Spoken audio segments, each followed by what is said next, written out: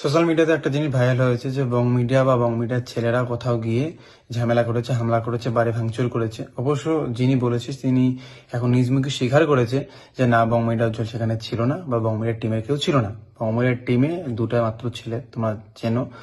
ওখানে যে ভিডিও বা ফুটেজগুলো ছিল সেখানে কোনো ছেলে আমার নেই, সেখানে আত্মীয় ছিল। আমি আত্মীয়র নাম এখানে মেনশন করছি না। আর আত্মীয় বলতে গেলে তো ভাই সম্পর্ক একটা আছে না, ভাই বোন, হ্যাঁ সেরকম দাদা ভাই এরকম ছিল। আর এই যে কি চোর করেছে, ছিনতাই করেছে, আর এই যে বাড়ি ভাঙচুর, এগুলো কিন্তু মিথ্যে। সত্য শুধু একটাই, এই জানলার একটা কাজ ভাঙা দেখা গিয়েছে। এখন যারা গিয়েছে তারা বলছে সেটা ভাঙেনি, কিন্তু এই বিষয়ে তর্ক করতে চাই না।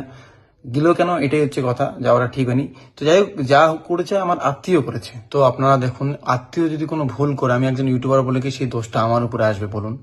এখানে আমাকে দোষ দেওয়া হচ্ছে তার কারণ ওখানে আমার গাড়ি দেখা গিয়েছে। আরে আমার গাড়ি দেখা গিয়েছে, কে নিয়ে গেছে সেই ব্যাপারটা সত্যতা যাচাই করতে হবে। তো যাই হোক, শেষে যে অভিযোগ করেছে বা বাড়ির লোক যে বাড়িতে সমস্যাটা হচ্ছে, তারা এখন বললো যে হ্যাঁ আমি ছিলাম না বা এই ঘটনার সাথে আমি যুক্ত নই।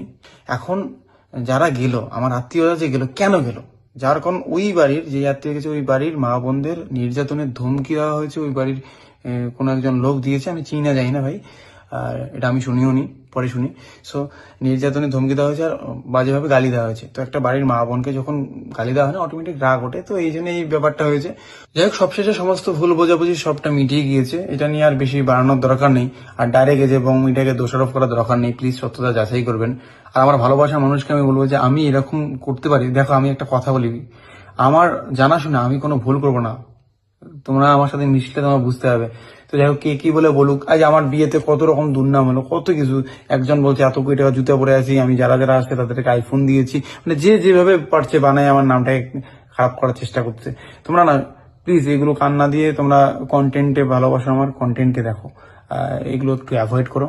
আর মিডিয়া ভাই বন্ধুদের বলবো, এই কষ্ট করার নামটা আছে প্লিজ এটা খারাপ করবেন না। তোমরা পাশে থাকো যাতে আরো এগিয়ে যেতে পারি। তো ভুল ত্রুটি মানুষ মধ্যে, তবে এই ভুলটাতে আমি ছিলাম না। তো যদিও কোনোদিন আগামী আমার ভুল হয়ে থাকে, কোনো ভুল, অন্য কোনো ভুল, তো সেটা মাফ করে, বড় ভুলের তো মাপ নেই। তো যাই হোক, সেটা মাফ করে এগিয়ে যাওয়ার জন্য সাহায্য করবেন।